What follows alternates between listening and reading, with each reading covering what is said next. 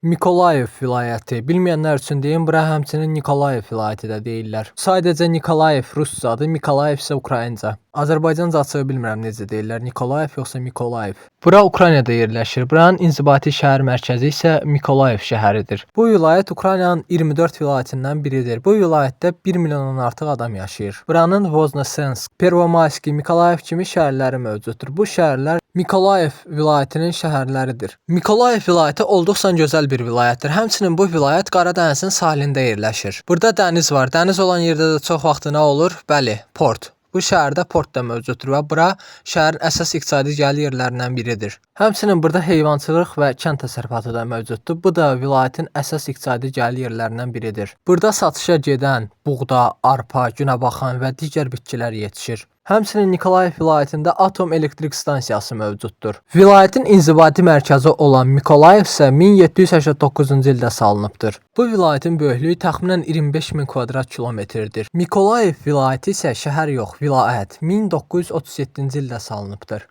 Vilayət bu gün müharibəyə görə yaxşı dövrlərini keçirməsə də, burada hələ də var, həyat davam eləyir. Burada həmçinin İngul, İngulets, Koduma kimi çayları mövcuddur. Həmçinin bu vilayətdə turizm üçün də çox maraqlı yerlər var. Məsəl üçün gəzmək üçün maraqlı qədimdə tikilən binalar var. Bu tikintilərin və binaların yaşı bir neçə əsrlərə uzanır.